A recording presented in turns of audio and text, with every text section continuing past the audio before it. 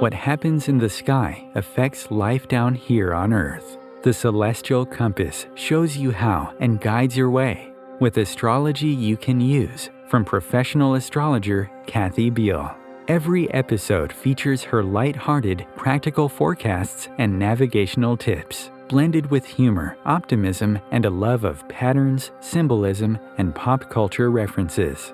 Kathy translates technicalities into concepts that apply to real life.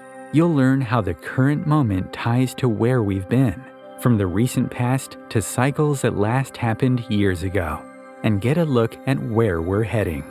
And much more, from special topics to special guests. The Celestial Compass, enlightening, entertaining, and empowering. Here's your host, Kathy Beal. Greetings, Earthlings. This is Kathy Beal of EmpowermentUnlimited.net, welcoming you to yet another edition of Celestial Compass. We'll start with a brief update of the forecast before we get on to the main event.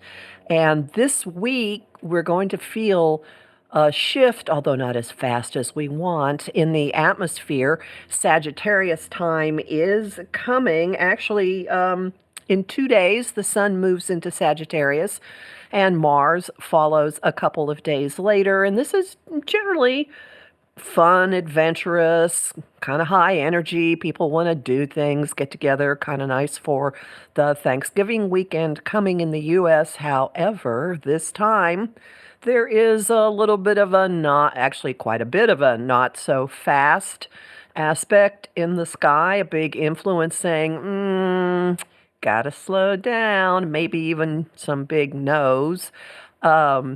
Because as soon as the sun and then Mars enter Sagittarius, the first thing they do is hit a wall from the planet of adulting, Saturn. So you may find a bit of frustration or things taking longer than you want, or there could very well be repercussions or being called to answer for things you've been saying or espousing or running your mouth off about. So this is a gigantic reminder that at family gatherings over the holidays, it's generally ill-advisable to try to force your viewpoint onto somebody else, and this really underscores it greatly. So tread lightly with the topics that are generally not good to talk about at family gatherings, politics and religion. You will see by the weekend, we'll have a full moon in Gemini, which is the Chatterbox Cafe or Communication Central, and that is going to be in the same kind of challenging relationship to Saturn. So you might find some ideas hitting the end of their course or some lines of conversation having to be tweaked with, but it's definitely not going to be quiet.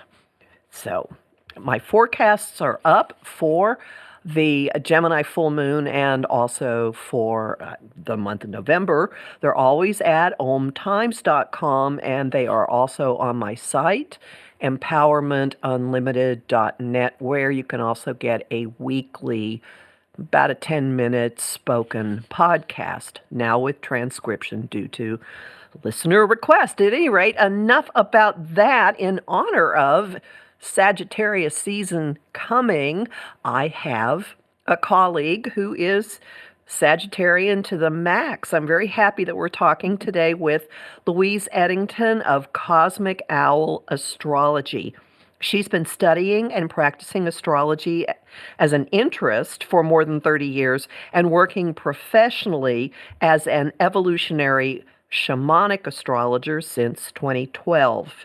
She's known as the Cosmic Owl of Cosmic Owl Astrology, and she loves to combine all of her passions as an astrologer, author, shamanic practitioner, and certified hypnotherapy and past life regression therapist.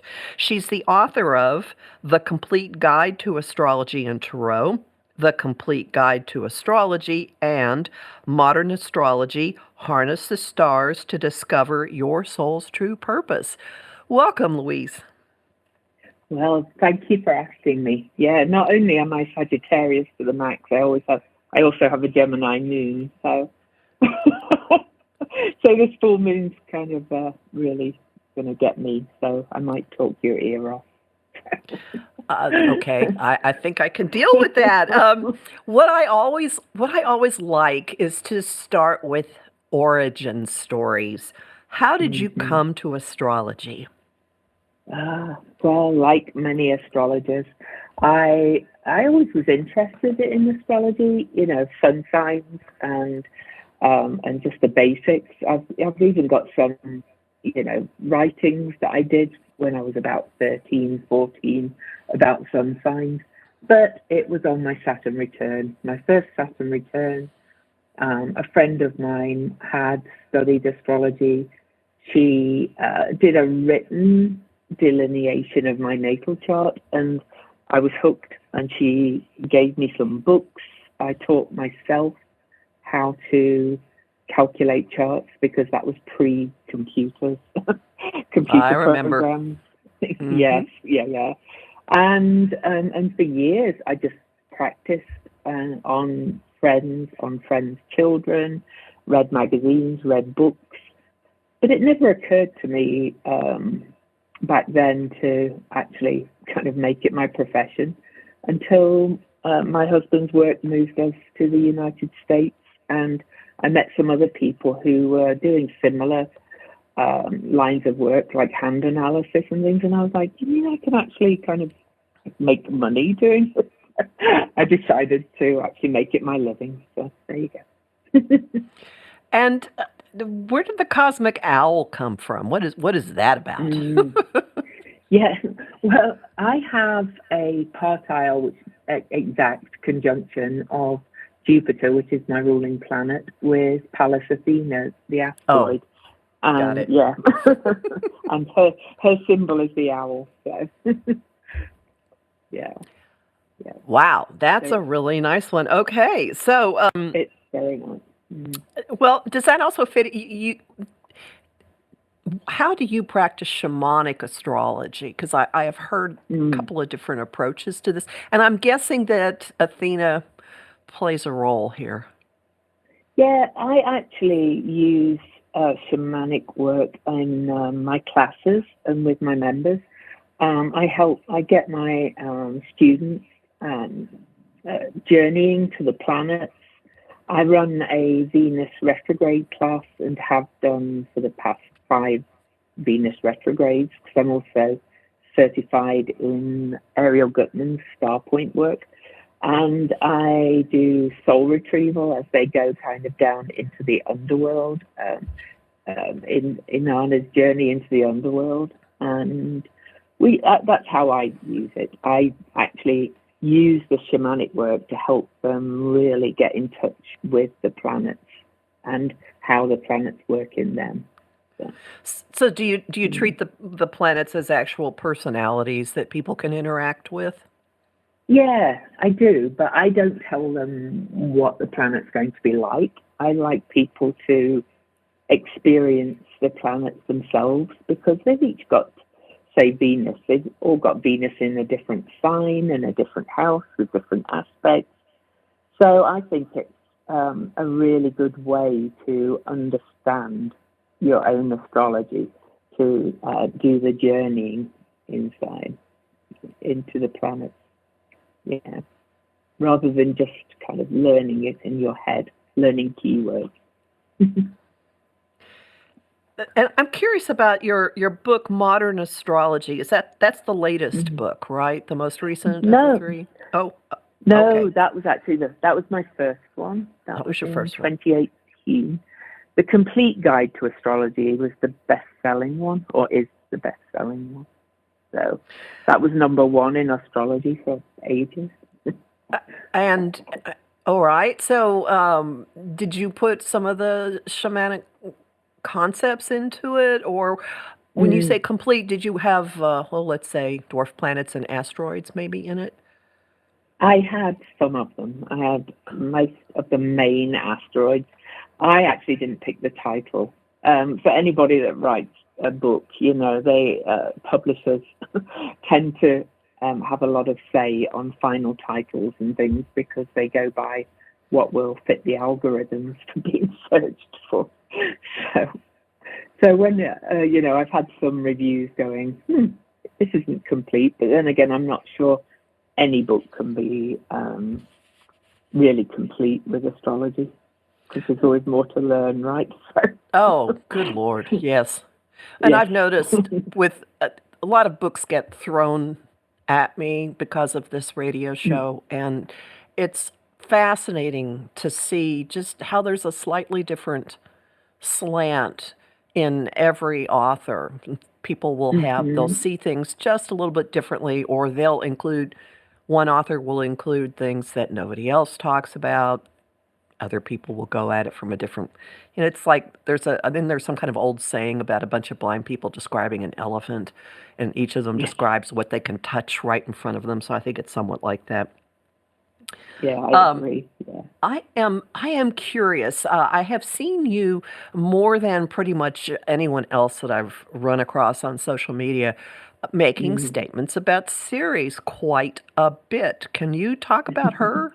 Like, what is she mythologically, and what is she astrologically?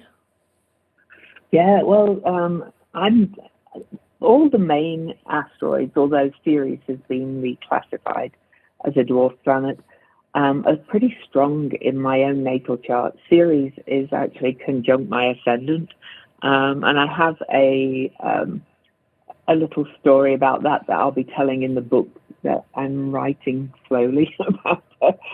Is that my mum said that my birth time was 9:10 a.m. in the morning, and that would have made my ascendant 2 degrees Capricorn. And when I became a professional astrologer and went to my first conference, all these other astrologers were like, you're not Capricorn rising at all. You're Sagittarius rising. So I had my chart rectified. Well, I did it first and then had that confirmed by somebody who's really good at rectification. And my ascendant is now 28 degrees Sagittarius. But my Ceres is 2 degrees Capricorn, where I thought my ascendant was. So that kind of uncovered Ceres for me. And in the myth, Ceres is the same kind of goddess as Demeter, the mother in the Greek pantheon, the mother of Persephone, whose daughter was taken away into the underworld and then became the queen of the underworld with Hades or Pluto. And she's kind of the goddess of the grain. She's known as the Great Mother. She represents a few things in the myth. In Rome, she was also goddess of the common people. She is said to have given the grain to humans on Earth so that they could grow the grain. And when she was in grief at the loss of her daughter, she caused a famine. And that's how the resolution was that Persephone would come back to her mum for some months of the year. All the myths kind of differ, length of time. And then so Persephone would spend some of the year with her husband down in the underworld, and then some of the year with her mother in the upper world, and that's when the harvest was brought back to humans.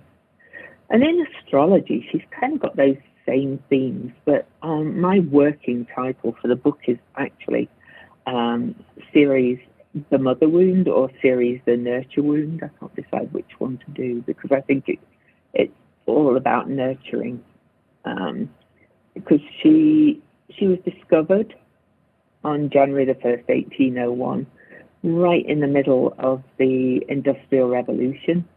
And she was designated a planet for about the first 50 years, then demoted to asteroid. And then when all the other new dwarf planets were discovered, specifically Eris, the goddess of discord, she was then reclassified as a dwarf planet, along with Pluto being reclassified from a planet to a dwarf planet. And of course, that's the the lover of Persephone and the mother of Persephone both being reclassified at the same time, which I find really interesting.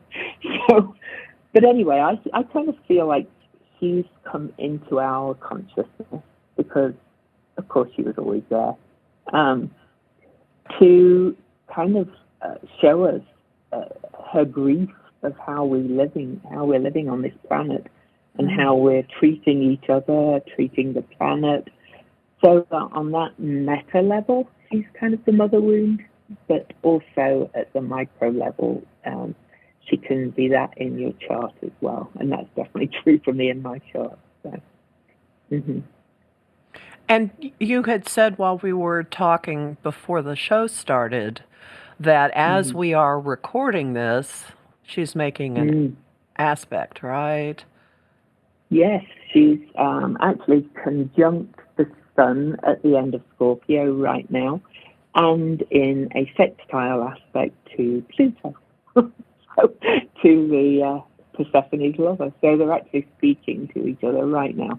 So, yeah, and there's an interesting lineup of planets coming up at the end of next year where Venus, Ceres, and Pluto all meet at 0 Aquarius. So I'm aiming to get my book published right before that. Oh, so she's in the mix too. That's interesting. So two aspects of the feminine meeting up with Pluto. Yeah, and the more I work with the Venus retrograde as well, I kind of see Venus as Persephone, and so the three of those working together, they are coming to this point of healing, I hope. At 0 Aquarius, which is a hot degree, of course, as you will know, because we have the Jupiter-Saturn conjunction there. We've had a few other conjunctions there. Now I don't pay attention to asteroids much, so that one will now go on my radar. Okay. And shall I tell you why I see her as a personal planet? Oh, I would love to hear that, please. Cool. Yeah. Well, I live in Utah, so I live in the land of the Mormons.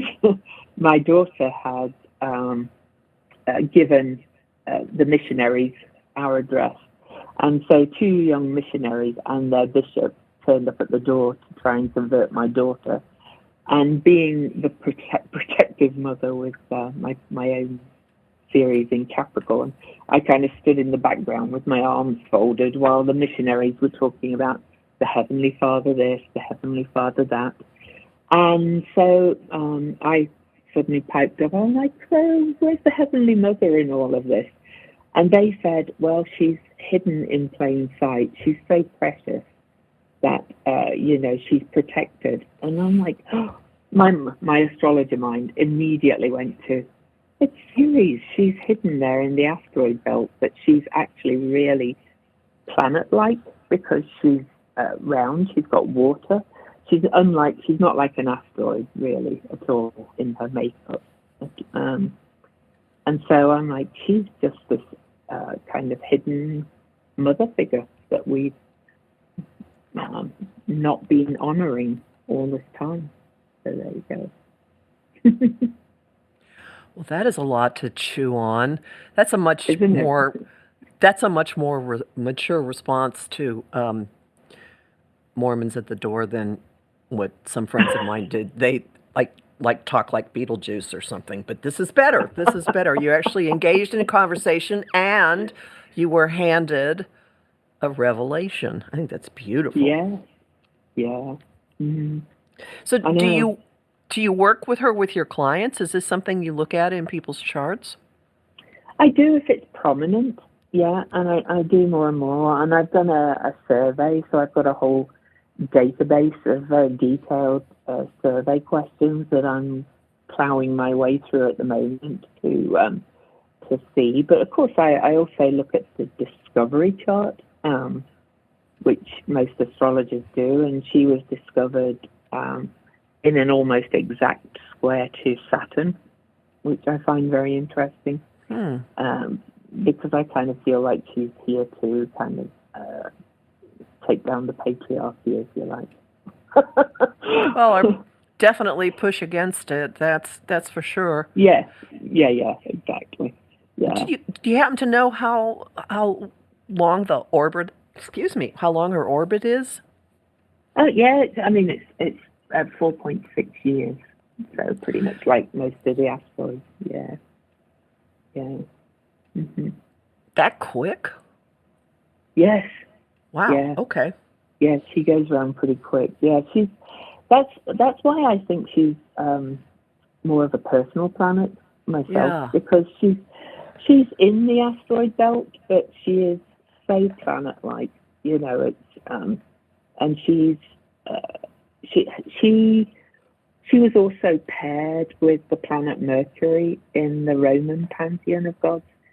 So they had the Dei Consentes, 6 goddesses and 6 gods, and Mercury and Ceres were a pair.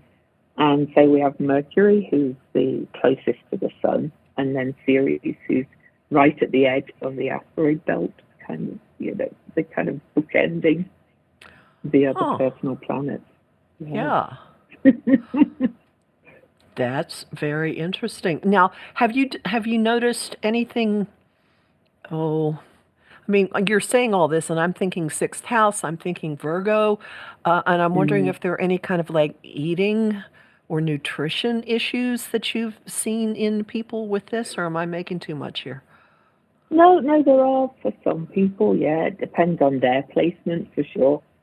She's definitely associated with food issues, food shortages as well, collectively, for sure. But it does depend on the placement. I'm undecided on rulership. You probably know of Kelly Lee Phipps, who passed a few years ago, the astrologer.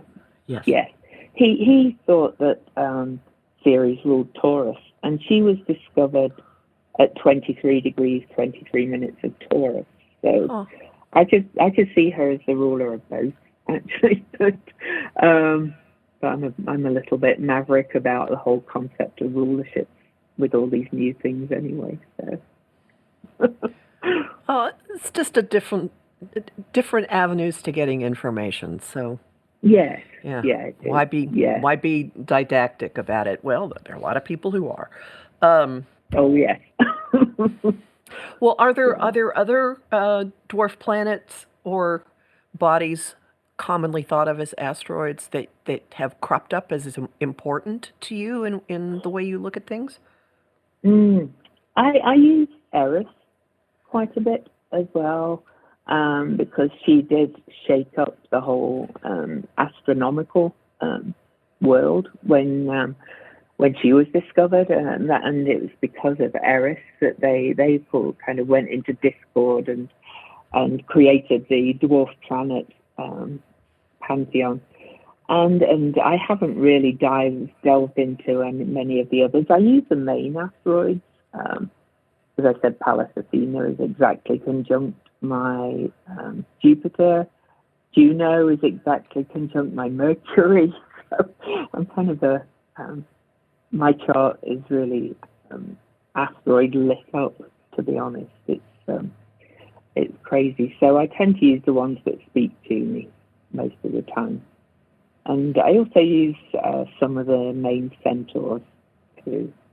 After working with Melanie Reinhardt a bit, yeah. So explain to people about the Centaurs, because I'm not sure everybody knows about them.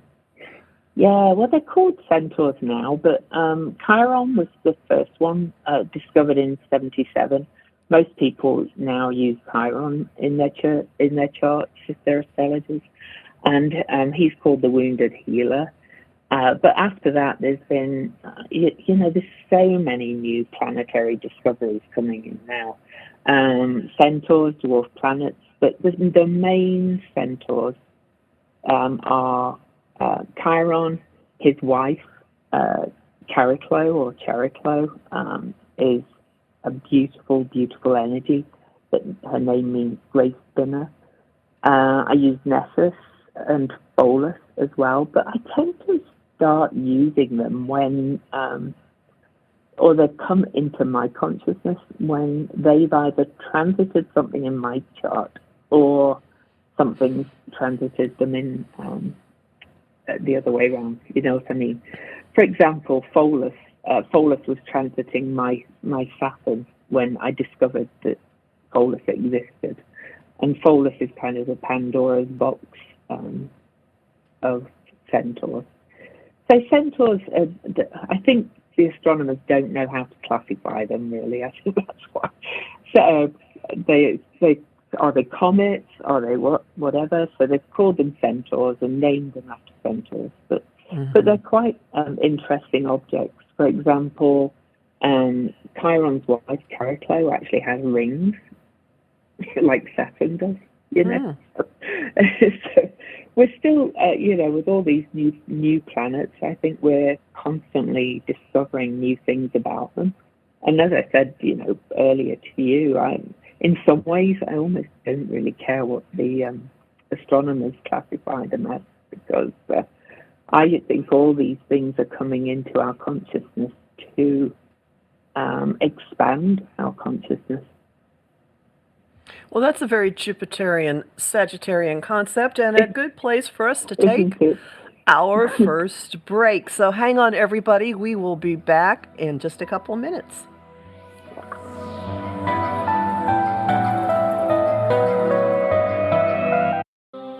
Want help with your own celestial compass? Visit my site, empowermentunlimited.net, for Astro Insight forecasts for each week, month, and new and full moon. Want to explore the personal impact? Make a decision? Understand another person? It is possible. Click the Services tab to book a personal session with me. That address again, empowermentunlimited.net. Welcome back to Celestial Compass. I'm talking today with Louise Edington, and just before the break, we were talking about curious little bodies known as the Centaurs. It sounds like, from what I've been hearing talking to you, it sounds like you have a very shamanic personal relationship with how astrology unfolds for you. Like these different energies fall across your path and say, hey, here I am. And you go, oh, I need to know about you. That's exactly how I work. Yes. But it sounds like it's how you live also. Yes. So have you been grappling with any of the centaurs, or you're just like intellectually aware they're out there? Just the four so far.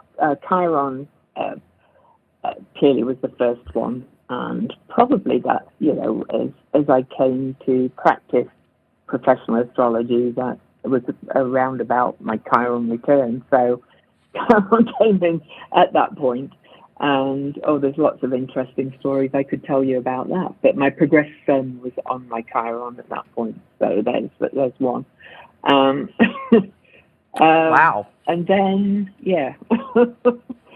and then I discovered Chariklo much more recently. I discovered her on my Chariklo return, actually, which is at about age 62, but we all have that then. And so she came into my awareness, and there's a really interesting story about that I interviewed Melanie Reinhardt on my podcast about Chariklo, and she was discovered on February the 14th, 1997. And Melanie was saying, that these centaurs speak to you when they're ready. That's Melanie's kind of thesis as well. And I thought back to that day, February the 14th, 1997, and it's probably the very day that I went to the hospital with my dad at the time and my mum. And my dad had been ill, and he got diagnosed on that day. We got the news that day that he'd got glioblastoma, the cancer that killed John McCain Oh my. And the doctor said, it's terminal. And so I went home to my then boyfriend who I lived with, and I said, I'm the only daughter, can we get married? And then I said, shall we come off the pills? We'd always wanted children. So within 6 weeks, my dad was diagnosed with terminal cancer. We'd arranged my marriage, and a week before we got married, I discovered I was pregnant. So later in that year, my dad died on October the 1st, and my daughter was born on November the 2nd. So I had birth, all in 1 year. All in 1 year. And Carrie Clow has this kind of doula kind of energy. She is very much associated with, she nursed Chiron, of course, to his death, till he gave up his immortality to save Prometheus' life, who was chained to a rock. And so Carrie Clow, his wife, would have nursed him all that time. But she's also associated with, birthing, midwifing as well. She's very much that kind of doula energy of holding space and nursing. And I just could not believe that she was discovered on that day, that my life really just changed in that respect of birth, marriage, and death. So it was, it's 1997, it's okay. I can talk about it. But you do have a direct and personal relationship with these energies. It's truly remarkable. Truly remarkable. Yeah. Wow. Okay. What I started wondering. Yeah, I'm sorry. Go on. Sorry. Yeah, and as I said, I discovered Pholus when Pholus was exactly conjunct my Saturn, and then Nessus. And Nessus is Nessus reveals abuses of power, amongst other things. Nessus was square my Moon-Jupiter opposition when I discovered Nessus. So. That's just astonishing. Yeah. One thing that what lit up for me as you were talking, I am curious. Have you noticed anything with Eris and Chiron traveling in the same sign lately? Do you have any observations about that? They're both in Aries. Yes. Oh yeah. Well, I've done a video on it. Eris is we're recording this on November the 20th. On the 27th, Eris has an exact conjunction with the North Node, which happens every few years. I think the last one was 2005, but this one, of course, we've had Pluto square the node all year as well. So Pluto is still really square Eris. We also had 5 Pluto Eris squares during the worst part of the pandemic of COVID. So she really caused the discord. And Chiron as well, I think is really kind of giving us the opportunity to take a stand and kind of be the key to healing. That's kind of, the quote, be the change you want to see in the world, which is very Aries, I think that's what Chiron's there for, really, to help us to unlock it. Yeah. Have you thought much about the eclipse coming up next spring, conjunct Chiron? Maybe not. Maybe yes. Well, I have kind of looked at it. As you've gathered, I kind of have this very shamanic connection with the things, and so I feel it more as I get closer. But of course, I've looked at that eclipse; it's huge, and I am going to be driving to see it. So, we are. But, it's exactly conjunct Chiron. It's only 4 degrees from the North Node. Mercury's retrograde conjunct Eris. We know that the 2017 eclipse pretty much caused a big split in the US. We've seen the separation get wider and wider in so many ways, like wealth and politically and all those kind of things. And this eclipse splits the country in two as well, but this one from south to north. So I think it's kind of looking a bit aggressive, really, to be quite honest. I think it's really gonna open up our gaping wounds even more, unfortunately. And I'm, I'm very Jupiterian, so I'm very positive normally, but sometimes some things look a bit angry. So, yeah. Well, they could very well be, and I keep coming back to the words of the astrologer who first started hammering Chiron into my head, like, I don't want to pay attention to this. And she kept saying that an older astrologer who doesn't practice online and isn't very visible told me that she'd always noticed that when transiting Chiron going through someone's chart brought an opportunity for healing, and you have said that too. And who knows, maybe there is something coming out of this. I've seen Chiron in Aries as really inflaming what we call toxic masculinity. So with Eris coming into the mix, I kind of think sometimes that these things get inflamed so that we kind of see them for what they are. And then, I think that was kind of always there.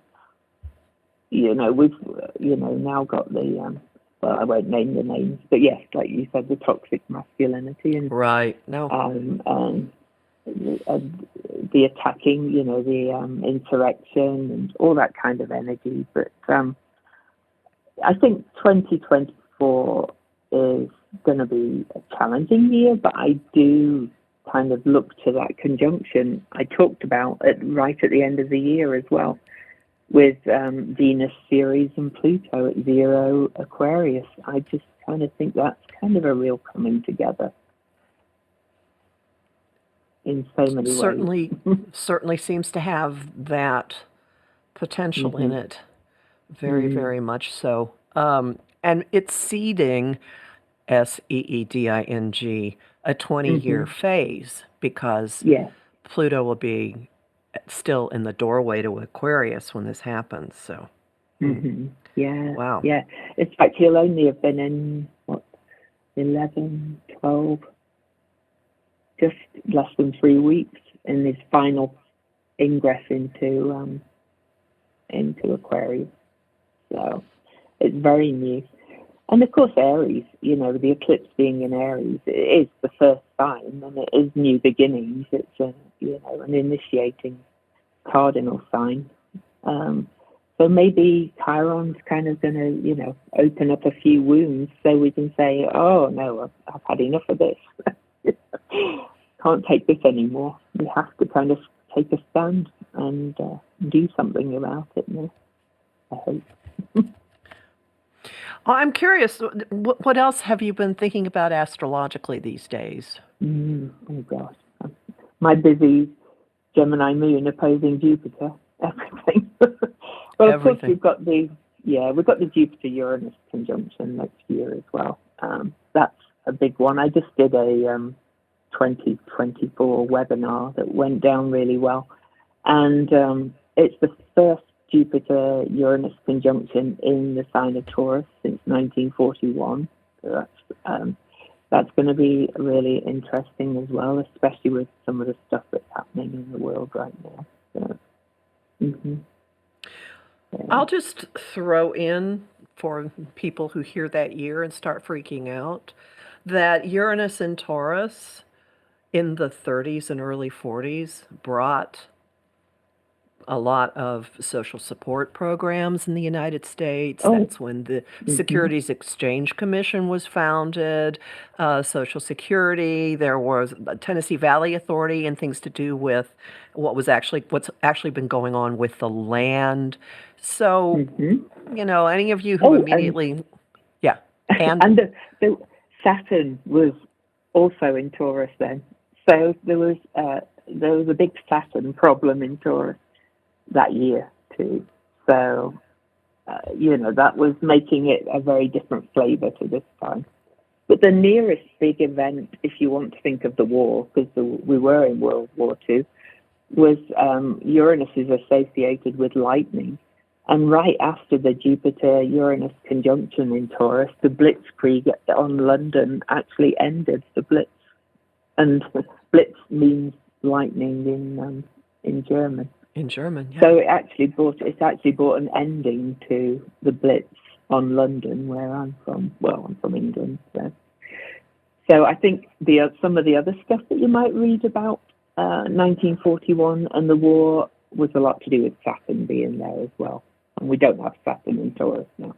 So. No, but it's going to be in a favorable relationship with all of this because Jupiter and Saturn have a sextile, or it's not partile, but it's close. Like around the 7th or so of February. Mm-hmm. So they'll at least be compatible with each other. They will. Yeah, and they're only 6 degrees apart from that sextile on the exact Jupiter-Uranus conjunction. So I think Saturn in Pisces is softening things considerably. Yeah. Yes. Yeah. But yeah, I looked at all those things that you're talking about now about 1941. There was a lot of good things happening as well. And I think ending the Blitz was a good one too. True. Because some people look at it and they go, "Oh, this means economic instability." Well, maybe so, maybe not. Jupiter can. Usually, there's something good that comes when. Jupiter brings excess, yes. So it could be a lot of disruption, but I'm not feeling that. I'm not. It's not just money. I actually am really positive about a lot of clean energy discoveries and developments, because Pluto will be in Aquarius then, which the modern ruler is Uranus. Taurus is, our values and so on. It's not just going to be money. And I kind of like Anna Otley. She calls Uranus the benevolent rebel. He sometimes, does cause shocks and earthquakes, but sometimes the earthquakes uncover good things too. So, I don't always see Uranus as bad change either. Personally. As an Aquarian, I'm very fond of what that planet can do. Yeah.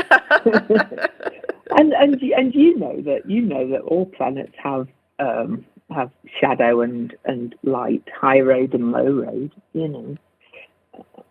Jupiter, as you said, can be excess, and Venus. I work with the Venus cycle too, and Venus cycle as morning star, which she is at the moment, was the goddess of war for the Mayans.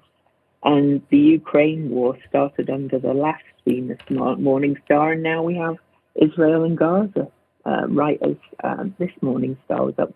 So all this, one planet's really good, one planet's really bad. I don't actually really buy that, to be honest.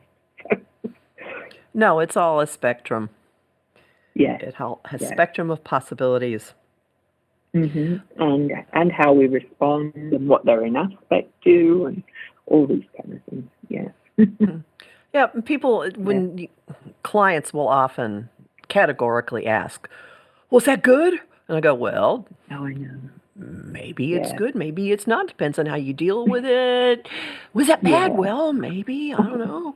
Could be either way. It just is. How about that? It just is."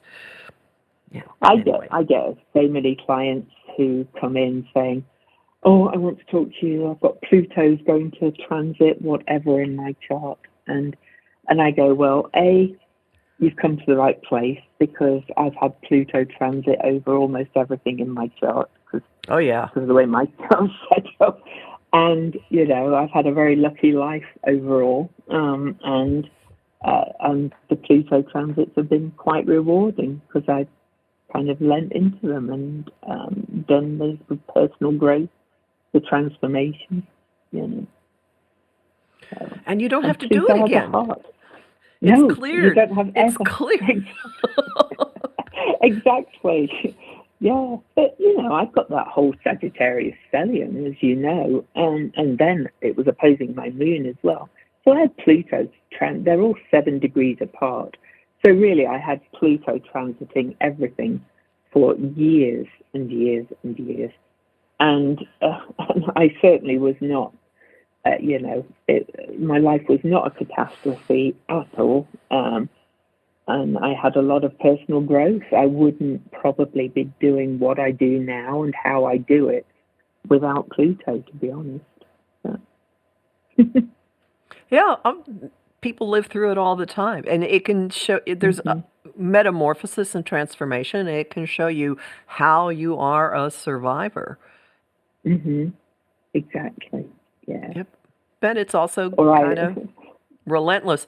When Pluto moved over when Pluto moved over the ruling planet in my chart, I was just starting to study astrology, and my first teacher gave me a reading and said, "Oh, when this is over with, you'll write a book about your life." Well, I write constantly about my life. I have multiple books about my life, lots of writing about my life. Like, this really happened. You need to see this to believe it, kind of thing. So, yeah. At any rate, all you Capricorn people out there, it's going to be, you're dealing with this, is about to come to an end. So take heart, take heart.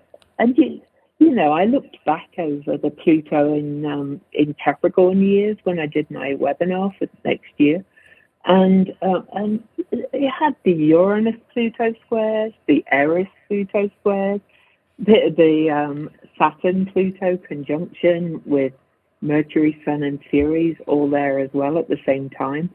I was like, that was a really tough Pluto through Capricorn transit for anybody because of all the other things. So Pluto's just not going to make those kind of or as many aspects through Aquarius that I could find anyway. It's not going to have 7 or 8 or however many it was Pluto-Uranus squares, which were quite challenging, shall we say.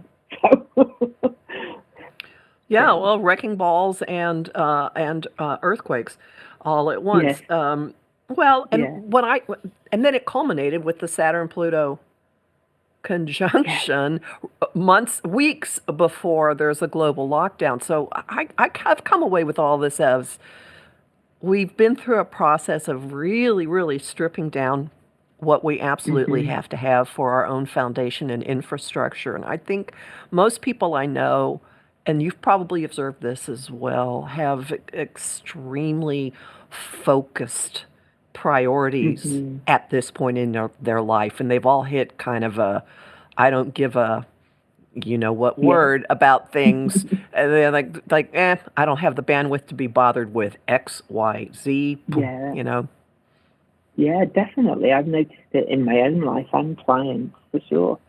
I remember before all of this, and before I became a professional astrologer, we went to visit LA for one of the first times when we moved to the States. And, we saw this fantastic mansion in Beverly Hills, and I was like, I'd love to live in something like that. Now I couldn't think of anything worse. I don't want anything like that. I've really kind of just got down to my real values, and it's really kind of made me focus, as you said, on what really matters. So, yeah. Which brings us back to Ceres, because doesn't she encourage us to go to the primal needs? Like, you need food, you need nourishment. Yeah. What feeds you, and what feeds you emotionally as well, though, I will say. What do you really need, and how do you nurture others as well as a mother? I think or as a parent. We've all got Ceres in us. I personally found, I've got 2 daughters. I personally found that I went to the opposite point in my chart. I went to Ceres in Cancer. I'm a very huggy, loving mother, and I think it shows with my children. And I didn't get that from my mother. So in Capricorn, So there's another thing I've found with Ceres. I see it in other people too, kind of going to the opposite point as a parent. Mm-hmm. So now everyone's going to be running their charts and figure out where they I have know. Ceres natally. I'm wondering if there's something with her current or recent aspects that has any correlation to the growing shift towards plant-based diets. Mm. I don't. Well, I wouldn't be surprised because I mean Capricorn is an Earth sign. I can actually see Ceres kind of connected with Earth signs, and she was conjunct Saturn and Pluto on that conjunction on January the 12th, 2020. She was right there, undermining all of these things. We had food shortages for all that time and things. It just made people think as well, I think, about what they ate and what they put in their bodies and what they sustain themselves with. So, yeah, I think she's probably got a lot to do with it, to be honest. Yeah. Well, I thank you greatly for hanging out and talking today. Would you tell people where your websites are and where they can find you? Yeah, well, it's Cosmic Owl Astrology on Facebook page is where I mainly hang out. I also have a Substack blog, Cosmic Owl Astrology. My website is my name, louiseedington.com, but cosmicowlastrology.com also goes to it. And YouTube, Cosmic Owl Astrology, they're my main places now. What's Wild Woman Unleashed? Is that something you're still doing much? That is kind of the link to my Facebook page, but because that's what it was called when I first set it up. I changed the name to Cosmic Owl Astrology, but you can't change the URL. So. Okay. I understand. Yeah. Well, okay. And so next year or sometime very soon, we should look for a book about Ceres from you, right? Yeah. Okay. I'm getting through it slowly, so hopefully I'll get it done before that big conjunction. So, yeah, thank you. Oh, well, I'm curious. I'm looking forward to it. So, thank you very, very much. Enjoy the Sagittarius season. Oh, thank you for having me, and you enjoy it too. I always do it. I intend to. Right. Well, anyway, everyone, find something to be grateful for this Thanksgiving, all right? It's not a hard stretch. We're still alive. The sun rises every morning, and we're breathing, so that's always a really good thing.